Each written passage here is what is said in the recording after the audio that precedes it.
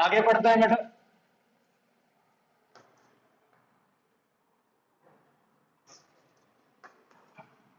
Angular momentum,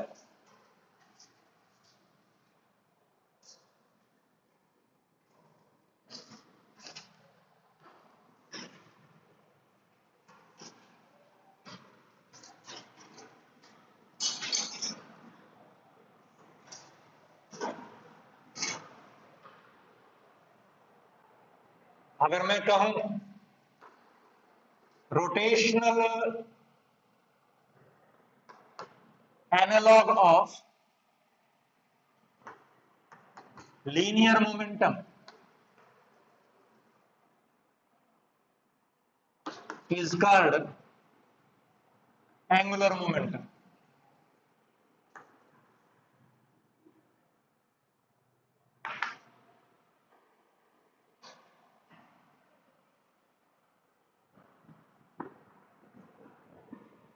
Rotational analog of linear momentum is called angular momentum.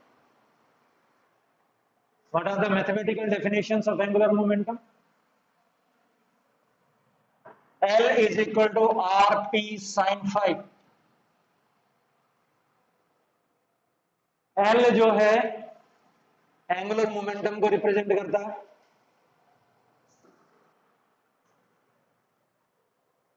R वही है आपका position vector है, P क्या है आपका मोमेंटम है पार्टिकल का, यानी एक पार्टिकल जिसका मोमेंटम P है उसका किसी एक्सिस के अबाउट एंगुलर मोमेंटम कितना होगा। This is the relation. अगर मैं इसको वेक्टर फॉर्म में डाल करके चलूं तो ये मेरे पास बेटा किसके बराबर होगा, R क्रॉस P।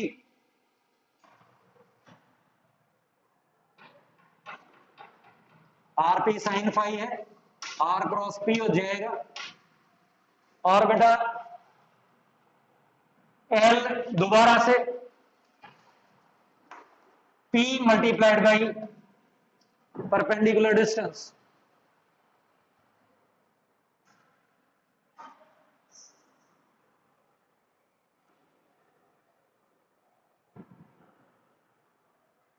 तो मैं अब आपसे एंगुलर मोमेंटम की यूनिट पूछना चाहता हूं, and every one of you knows the unit of angular momentum.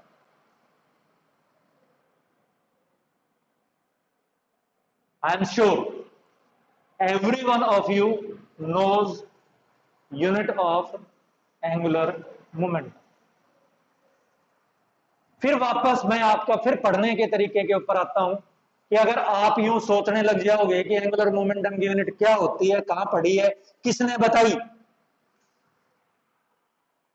नहीं आए।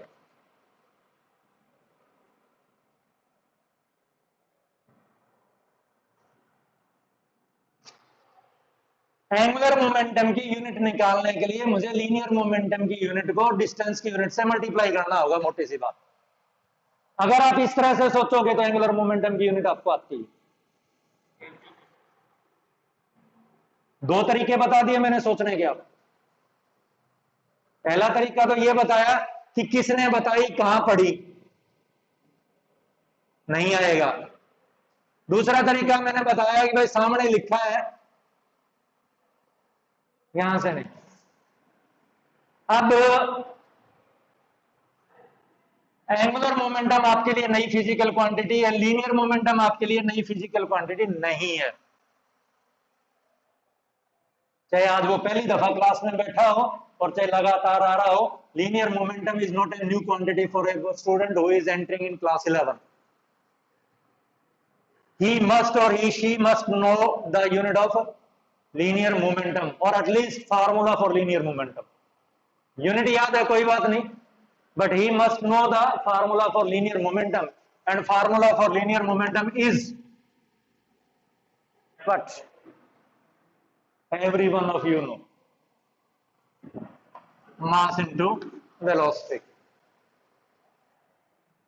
यानी कुल मिलाकर के मेरे पास एंगुलर मोमेंटम की यूनिट हो गई मास की यूनिट मल्टीप्लाइड बाय वेलोसिटी की यूनिट और मल्टीप्लाइड बाय डिस्टेंस की यूनिट। तो मास की यूनिट हो गए किलोग्राम, मास के यूनिट हो गए किलोग्राम, वेलोसिटी के यूनिट हो गए मीटर पर सेकंड, और डिस्टेंस के यूनिट हो गए मीटर। तो ये मेरे पास kilogram metre square per second, this is the SI unit of what, angular momentum. Everything is to be understood, not to be crammed. Cram अपने आप हो जाएंगी, क्रैम अपने आप होगा, समझना है केवल आप। आगे बात करो। अगर अब मैं डायमेंशनल फार्मूला के लिए बात करके चलो, तो 9th 10th में हम डायमेंशनल फार्मूला का नाम इंट्रोड्यूस नहीं करते, बट अब कर देते हैं। Kilogram represents for mass, metre represent for length, 2 बार आया 2 आ गया, second represent for time, T आ गया, पावर -1। ये डायमेंशनल फार्मूला हो गया। ये क्या हो गया इसका डायमेंशनल फार्मूला। क्लियर। अब मैं दोबारा जिस तरह से कल आपके साथ टॉर्क डिस्कस कर रहा था, उसी तरह से अब मैं आपके साथ एंगुलर मोमेंटम डिस्कस करूंगा। I would like to find out the this expression. ये एक्सप्रेशन मैं ढूंढना चाहूंगा। ठीक है बेटा, चल।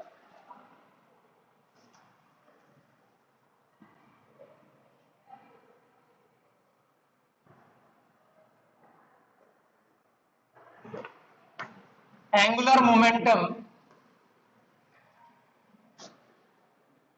in terms of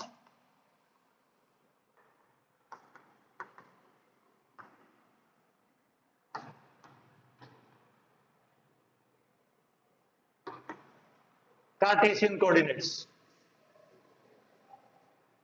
Angular momentum in terms of Cartesian coordinates.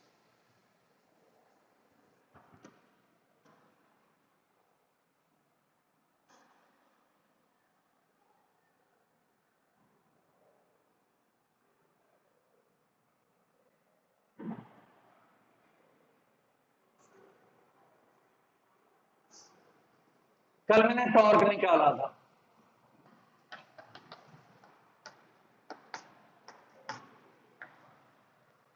Torque की ये वाली एक्सप्रेशन हम इन terms of coordinates Cartesian coordinates बोलते हैं। एक्स कंपोनेंट, वाई कंपोनेंट, इस टर्म को हम कार्टेशियन कोऑर्डिनेट बोलते हैं। तो यहां से मैं कुछ इस तरह की रिलेशन कैलकुलेट करना चाहूंगा कि what is angular momentum in terms of Cartesian coordinates, और वो सोल्व होकर के आएगी। चलो देखते हैं। टॉर्क इज इक्वल टू, यहीं से स्टार्ट करें। Actually what I want, I am going to do, F जो होता है वो डीपी अपॉन डीटी के बराबर होता है। कितने बच्चे जानते हैं एफ डीपी बाई डीटी के बराबर होता है? Rate of change of linear momentum is called force. F किसके बराबर है? डीपी बाई डीटी के बराबर है।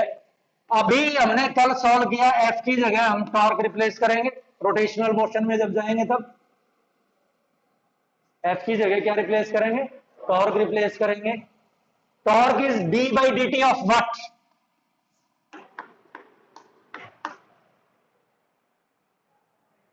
This torque is D by D of what? This what has replaced P. इस व्हाट ने क्या रिप्लेस किया, जिसको हम क्या नाम देंगे? एंगुलर। क्या नाम देंगे हम उसको? एंगुलर। तो ये व्हाट कैलकुलेट करने जा रहा हूं अब मैं। ठीक है, तो यहां व्हाट कैलकुलेट कर देते हैं। X F y minus y F x.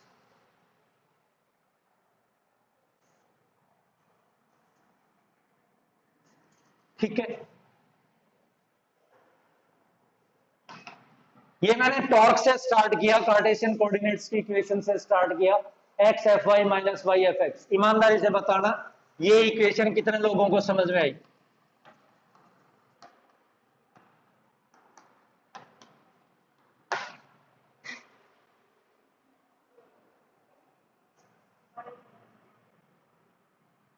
Clear? लिख लो तो समझ में आएगी। तो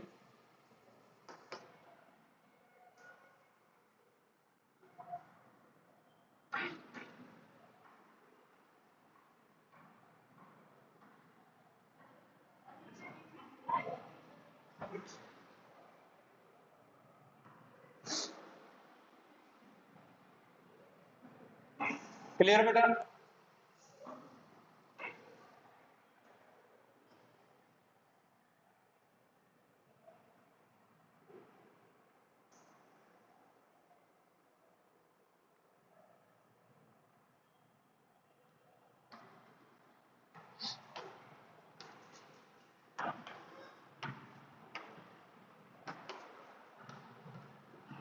कितने लोगों को समझ में आई?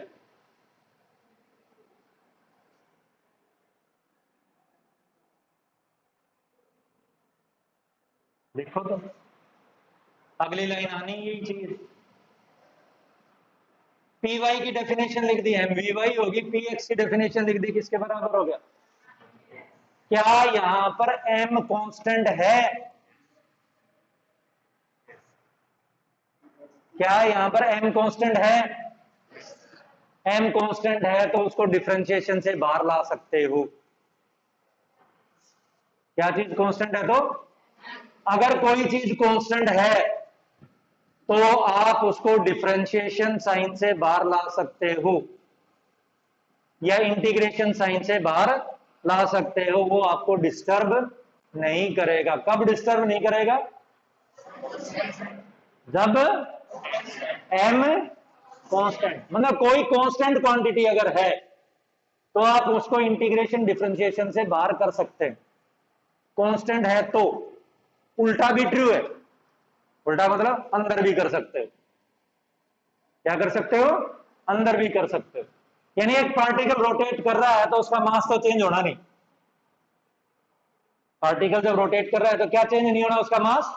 तो m can be treated as constant, तो इसको डिफरेंशिएशन के अंदर या बाहर लाया जा सकता है। तो मैं पूरा ही बाहर ले आता हूं बेटा, इसको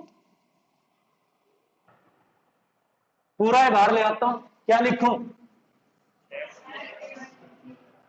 एक्स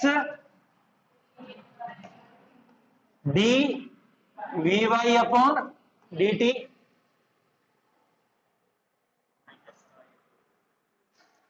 माइनस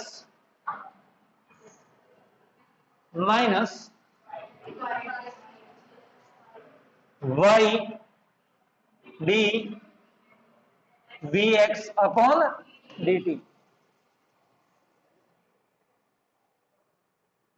ठीक है बेटा?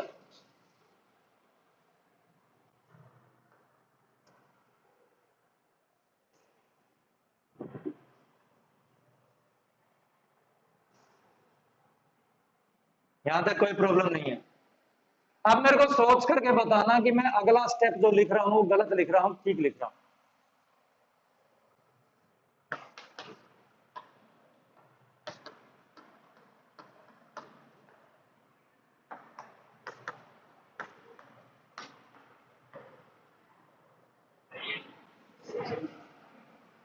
सही है?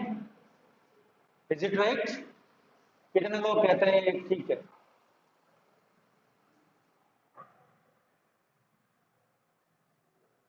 अब मैं दो चीजें कह रहा हूं। A minus B is equal to,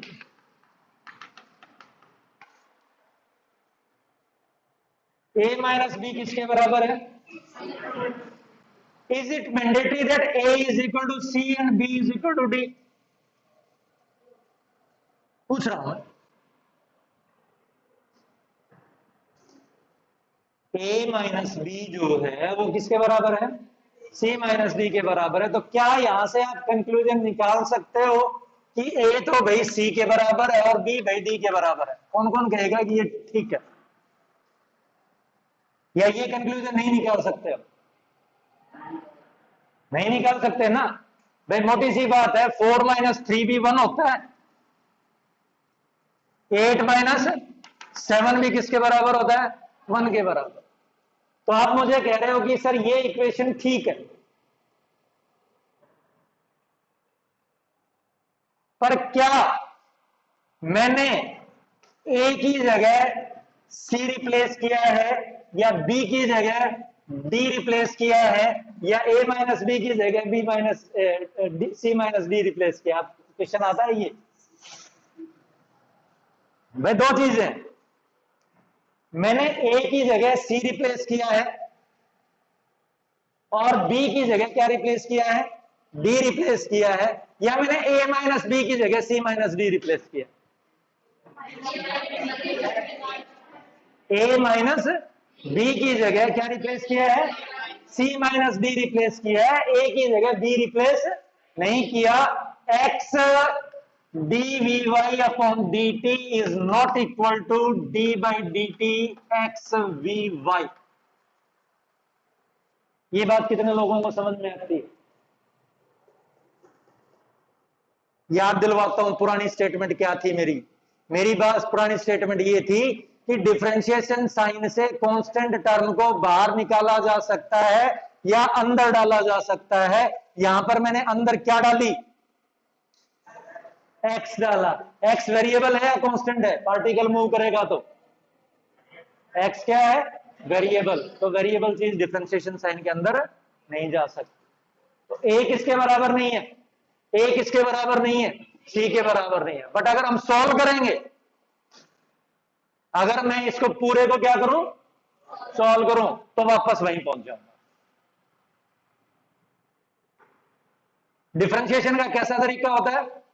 differentiation का तरीका होता है, जैसे मैं बात करके चलूं, उसका डिफरेंशिएशन कर रहा हूं, उस वाले का। First as it is differentiation of second plus second as it is differentiation of first, यानी मुझे d of first multiplied by second निकालना है। देन क्या होगा आपका? First d of second plus second d of first. ठीक है, अब मैं उसको ब्रेक करने की कोशिश कर रहा हूं, उस वाले को कर दूं ब्रेक? कर दिया ब्रेक। वो कहता है एक्स एज इट इज, ठीक है, differentiation of second D v y upon D T. अभी मैं सी के लिए सॉल्व कर रहा हूं, plus second we Y differentiation of first dx upon dt. First as it is differentiation of vy, x as it is differentiation of vy, plus vy as it is differentiation of x, dx upon dt vx होता है। यानी अब आपको समझ में आ गया कि a की जगह c रिप्लेस नहीं हुआ है, नहीं हुआ ना? ए की जगह क्या रिप्लेस नहीं हुआ है? सी रिप्लेस नहीं हुआ। ठीक, अब मैं डी को लिख रहा हूं। पहली टर्म समझ में आई? कैसे लिखी? डी की जगह क्या लिखूं? बता बेटा। हाँ, इसको डिफरेंशिएशन करना है।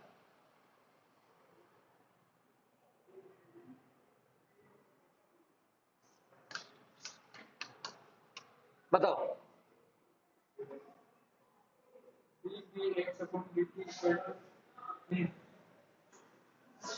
डी की जगह लिखना है मुझे differentiation of first multiplied by second is first as it is differentiation of second plus second as it is differentiation of first.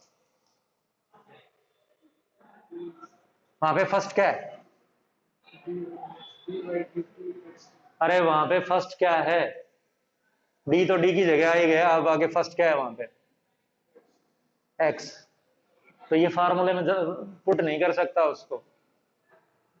गर्दन तो सबसे ज्यादा हिलाता है, जब मेरे को सबसे ज्यादा समझ में आता है। जब नहीं समझ में आता तो गर्दन को टेढ़ी मेढ़ी करने की क्या जरूरत है? काम का एनर्जी वेस्ट करता है भाई? जब समझ में नहीं आ रहा तो थोड़ा सा अपनी गर्दन को सही रख ले, ताकि हमें ये समझ में आ जाए कि इसको समझ में नहीं आ रहा।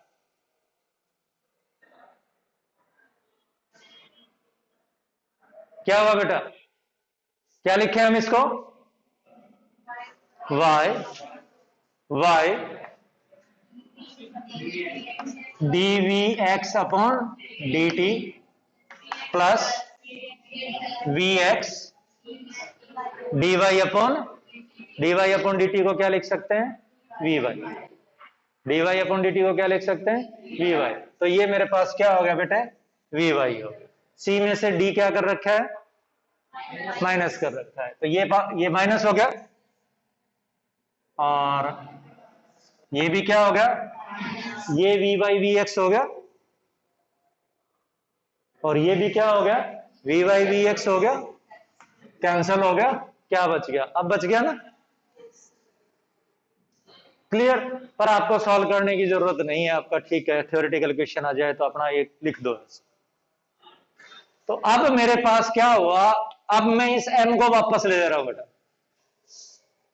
m को क्या कर रहा हूं, वापस ले जा रहा हूं, और d बाई डी टी को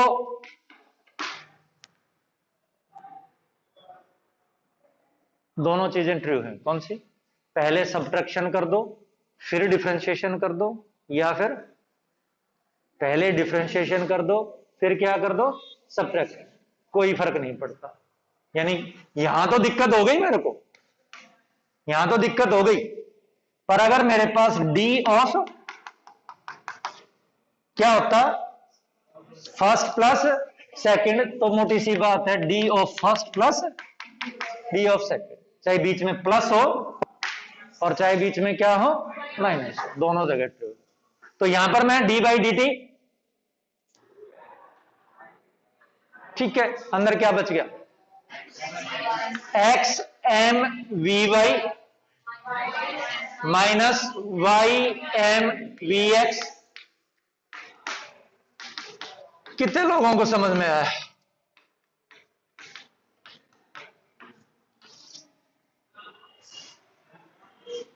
हो गया। तो बेटा ये हो गया मेरे पास d by d t of l where l is equal to x p y minus y p x. You may note down,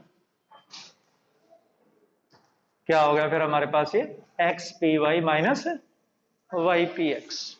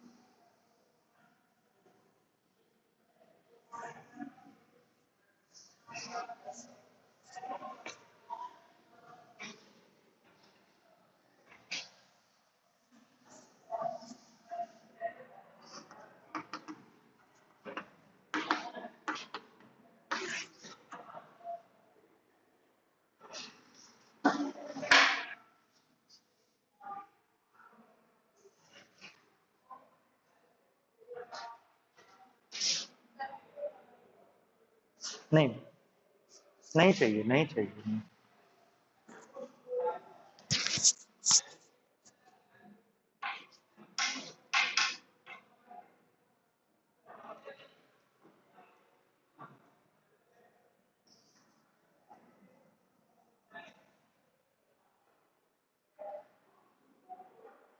हो गया।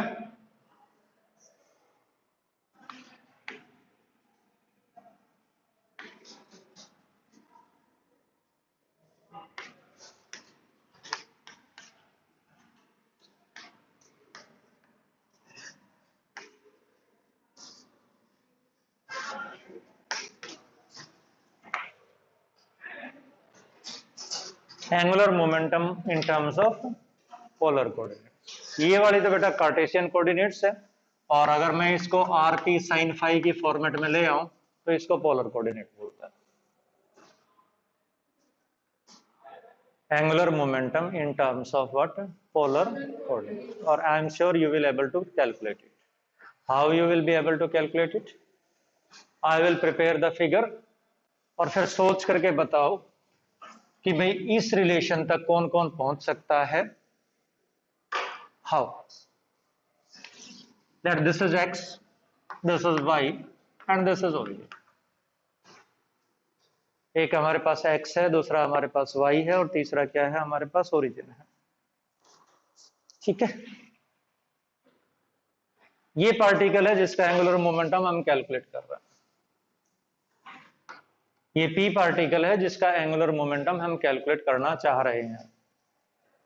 ये p पार्टिकल r रेडियस के सर्कल में o के अबाउट रिवॉल्व कर रहा है।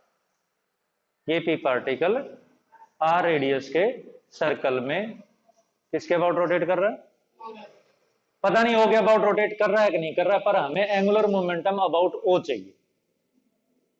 हमें क्या चाहिए, एंगुलर मोमेंटम किसके अबाउट चाहिए, o के about. Let this is the direction of linear momentum. Angular momentum आप किसी भी ऑब्जेक्ट का निकाल सकते हो किसी पॉइंट के about, whether it is rotating और मूविंग स्टेट, कोई प्रॉब्लम नहीं। ठीक है बेटा, this is r the position vector of the particle।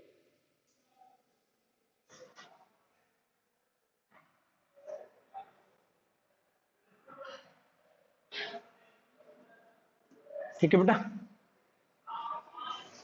this angle is theta,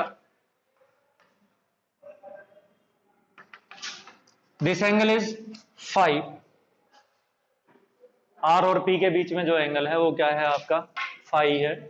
r और p, r P sine phi जो हमने लिख रखा है वो r और p के बीच में एंगल है, फाई है। राइट बेटा, इसको मैं पीछे प्रोड्यूस कर दूं, इसको मैं पीछे प्रोड्यूस कर दूं, पीछे प्रोड्यूस कर दिया।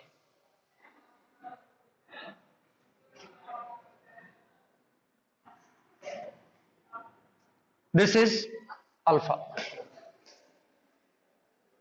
ये एंगल क्या है आपका, alpha. Now I would like that you solve it yourself, starting from this। I want to know who can solve this।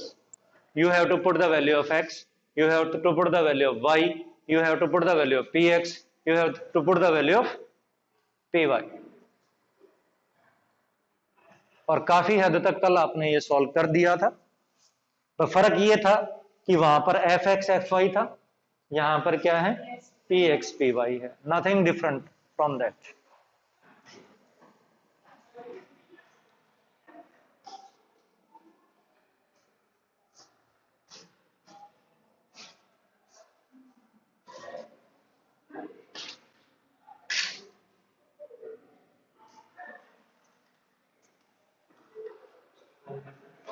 बिल्कुल शाबाश बेटा। आर वेक्टर एक्स एक्सिस के साथ थीटा एंगल बनाता है, पी वेक्टर एक्स एक्सिस के साथ alpha angle बनाता है।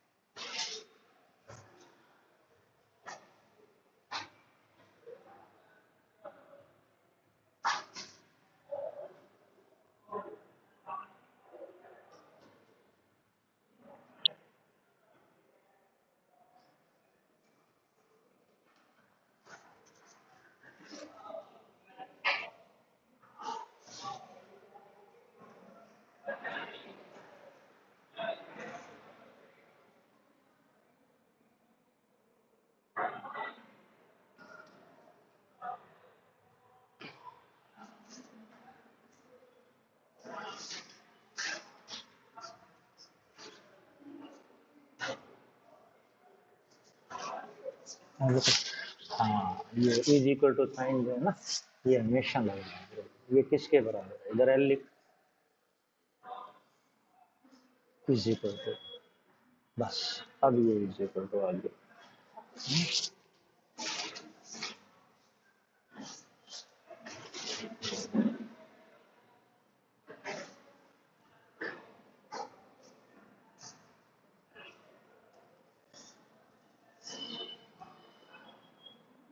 किन्होंने किन्होंने सॉल्व कर लिया? शाबाश शाबाश, गुड। थोड़ा जल्दी हाथ चलाओ। Without any doubt x component r का है, अलोंग एक्स एक्सिस है। आर ने थीटा एंगल बनाया किसके साथ? एक्स एक्सिस के साथ। तो एक्स तो हो गया r cos theta. P y component है पी का, पी ने एक्स एक्सिस के साथ कितना एंगल बनाया? अल्फा। तो ये हो गया मेरे पास पी साइन अल्फा।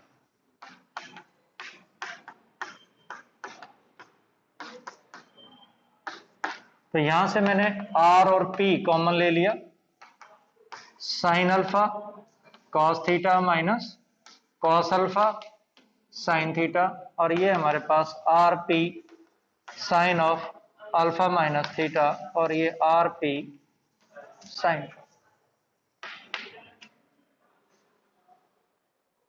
क्लियर बेटा?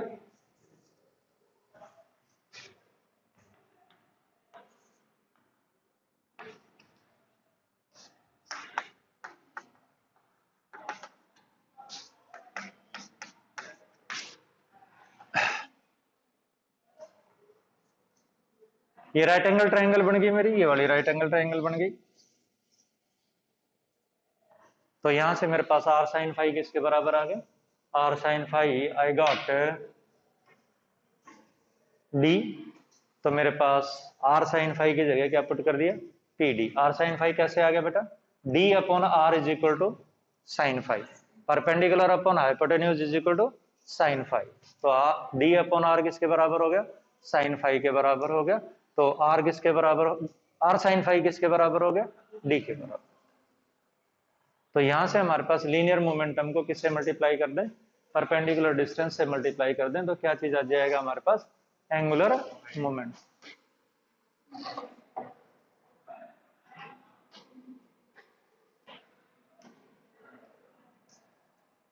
ठीक है बेटा।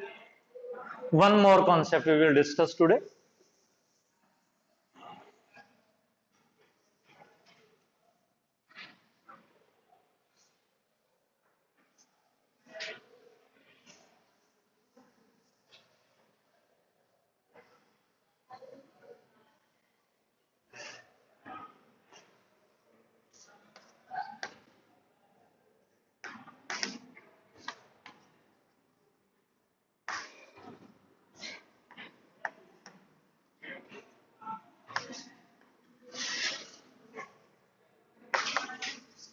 Geometrical significance of angular momentum. Geometrical significance of angular momentum.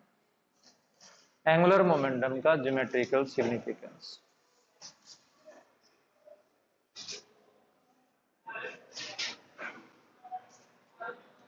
एक ग्रेविटेशन में हम एक लॉ पढ़ते हैं, मैंने आपको पढ़ाया भी है, जिसको बोलते हैं Kepler second law of planetary motion.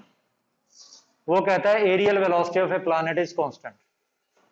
Planet जो एरिया ट्रेस करता है, मान लीजिएगा ये है मेरे पास, ये सन है, ये प्लैनेट है। अगर ये प्लैनेट यहां से यहां गया, उसने इतना एरिया स्वीप आउट किया। सेम टाइम में यहां से यहां गया, उसने इतना एरिया स्वीप आउट किया। अगर टाइम बराबर है तो ये एरिया भी बराबर। तो उसके पीछे का कॉन्सेप्ट मैं आपके लिए लेकर के आ रहा हूं, geometrical significance of angular moment.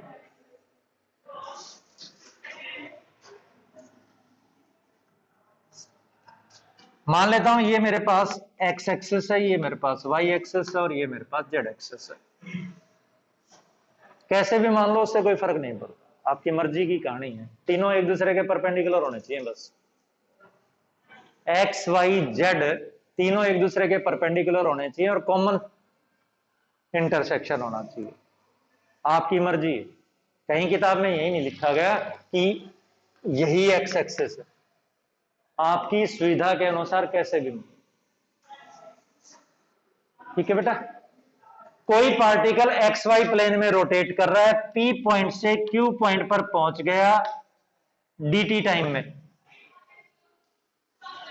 कोई पार्टिकल XY प्लेन में रोटेट कर रहा है, कौन से एक्सिस के अबाउट? Z एक्सिस के अबाउट रोटेट कर रहा है। कहां से कहां पहुंच गया?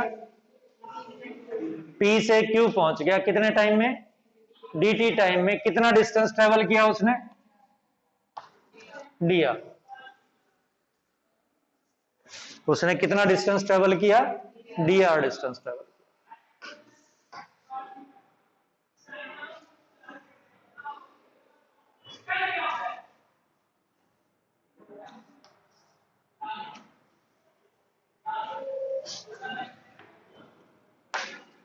ये पोजीशन वेक्टर आर है।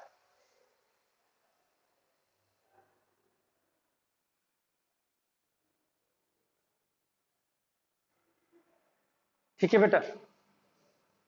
तो उसने कितना एरिया स्वीप आउट किया? उसने कितना एरिया स्वीप आउट किया? डी ए किसके बराबर?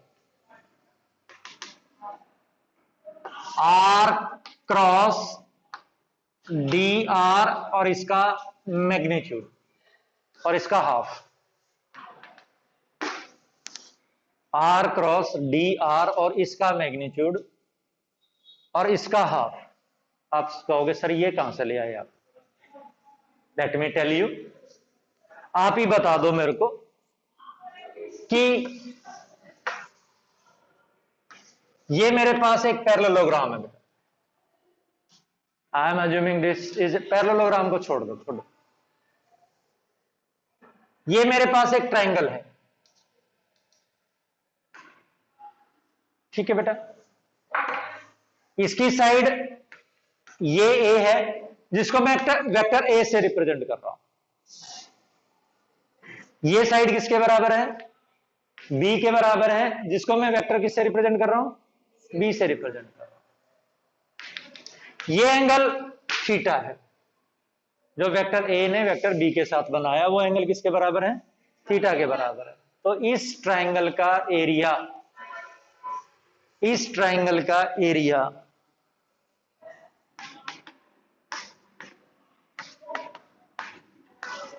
कैसे? कितने लोगों को समझ में आता है कि इस ट्रायंगल का area half a B sine theta? 1 2 3 4 5 6 7 8। कोई नया फार्मूला यूज नहीं किया, आपको जो ट्रायंगल का एरिया का फार्मूला आता है वही यूज किया है। आपने ट्रायंगल का एरिया सीखा है half into base into height, जबकि यहां मेरे पास हाइट है नहीं। क्या नहीं है? हाइट है नहीं, तो हाइट बढ़ाओ भाई, हाइट को बढ़ाओ। बढ़ा लिया, परपेंडिकुलर ड्रॉप कर दिया। अब what is height in comparison of B? Pythagoras ना, सॉरी, आपका राइट एंगल का ट्रिग्नोमेट्री के फार्मूले लग गए। तो क्या हो गया मेरे पास area? Half into A B sine theta. और ए बी साइन थीटा को क्रॉस प्रोडक्ट में क्या लिखा जा सकता है? ए क्रॉस बी लिखा। तो यहां पर भी बेटा आपके पास दो साइड है। इस ट्रायंगल की कितनी साइड है? दो साइड है। कौन कौन सी ट्रायंगल है आपके पास? एक आर और एक क्या है? तो डी ए किसके बराबर हो गया? Half r cross d r. इसको dt से डिवाइड कर दूं क्योंकि मुझे तो एरियल वेलोसिटी चाहिए। D a by d T किसके बराबर हो गया बेटा? 2 लिख देता हूं। कितने लोगों को समझ में आया भाई? लेफ्ट हैंड साइड को राइट हैंड साइड को दोनों को किससे डिवाइड कर दिया? आर को तो नहीं डिवाइड किया मैंने, डी आर को कर दिया। आर को भी करूं क्या? नहीं, मैंने लेफ्ट हैंड साइड को dt से डिवाइड कर दिया, राइट हैंड साइड को भी dt से डिवाइड करूं तो r के नीचे भी dt लिखूं क्या? यस और नो? बीच में प्लस होता तो तब लिखा जाता। अब तो क्या है?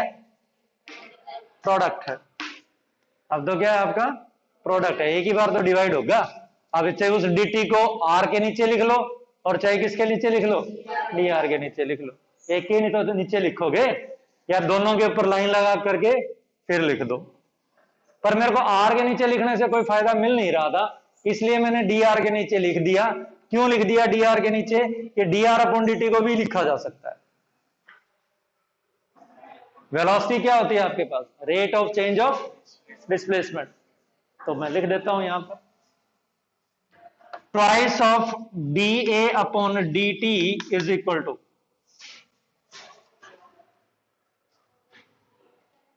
Are cross V, right. Twice of D A upon D T किसके बराबर हो गया आपका? R cross, left hand side को भी एम से मल्टीप्लाई कर देते हैं और भाई राइट हैंड साइड को भी एम से मल्टीप्लाई कर देते हैं। कर दिया। Twice of m d a by d T is equal to, m को आर के साथ लिखूं तो ज्यादा बेटर नजर आएगा या वी के साथ लिखूं तो ज्यादा बेटर नजर आएगा? वी के साथ। R cross m v. मेरे को लगता है कुछ कुछ बात बनी मेरी। आगे क्या करूं? एम वी को क्या लिख दूं? लिख दिया। आगे क्या करूं?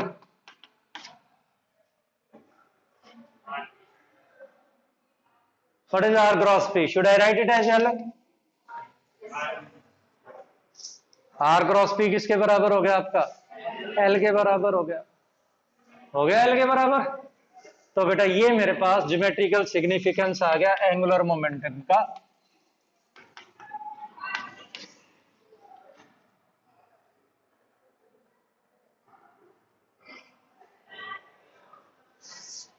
This is what? Geometrical significance of angular momentum. यानी एंगुलर मोमेंटम क्या है? Twice of product of mass and areal velocity. Twice of product of mass and areal velocity.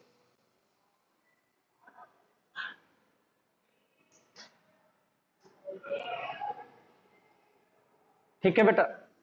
इसी से अगर मैं Kepler's law of planetary motion calculate करूं, वो क्या कहता है? D a by d T क्या है? Constant. D a by d T क्या है? आपको पता है D a by d T constant होगा अगर एल कांस्टेंट होगा तो। आती है ये बात समझ में? भाई एम तो कांस्टेंट है ही, और अगर एल भी कांस्टेंट है तो d a by d t भी। और एल कब कांस्टेंट होगा? एल कब कांस्टेंट होगा? एल होता क्या है?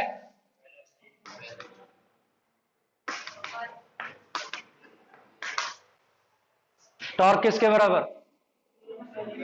DL by D. अगर एल कांस्टेंट है तो टॉर्क किसके बराबर होगा? जीरो। एल अगर क्या है हमारा? कांस्टेंट है, तो कांस्टेंट का डिफरेंशिएशन कितना होता है? जीरो। तो एल अगर कांस्टेंट है तो हमारा टॉर्क क्या होना चाहिए? और अगर टॉर्क जीरो है तो एल कांस्टेंट। भाई एल कांस्टेंट तो टॉर्क, और टॉर्क जीरो तो प्लैनेटरी मोशन में टॉर्क जीरो होता है। इन प्लैनेटरी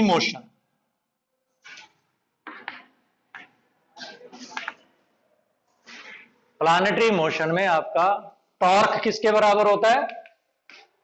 जीरो। अगर आप सही में साइंस के स्टूडेंट हो तो आपको पूछना चाहिए था, सर प्लैनेटरी मोशन में टॉर्क जीरो क्यों होता है? पर अभी तो मैं लिख देता हूं, प्लैनेटरी मोशन में टॉर्क किसके बराबर है? जीरो के बराबर है। टॉर्क जीरो है तो twice of m d A upon D T is equal to what? Constant. भाई टॉर्क जीरो तो एल कांस्टेंट। एल कांस्टेंट तो 2m इंटू डी ए अपॉन डी टी भी, तो डी ए अपॉन डी टी भी constant.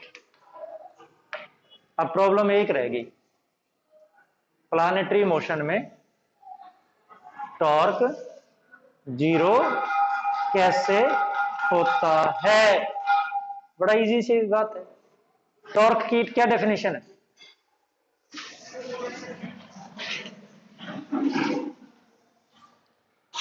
Torque is equal to dl upon dt के अलावा क्या आप टॉर्क की कोई दूसरी डेफिनेशन जानते हो? ठीक है, mathematical expression F into D. और कोई?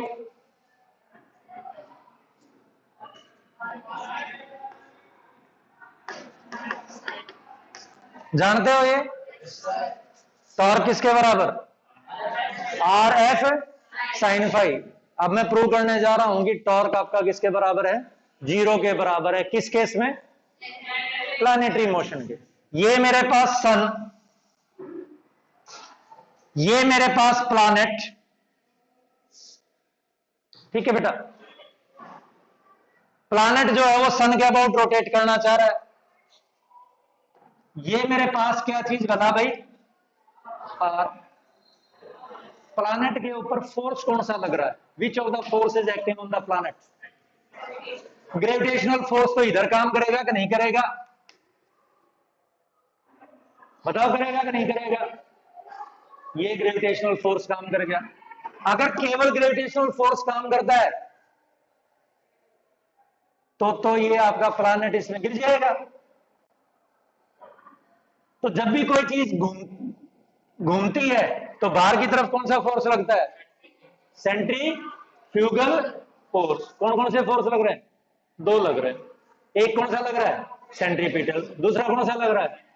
दोनों ही आर के साथ या तो 0 एंगल बना रहे हैं या 180 डिग्री का बना रहे हैं।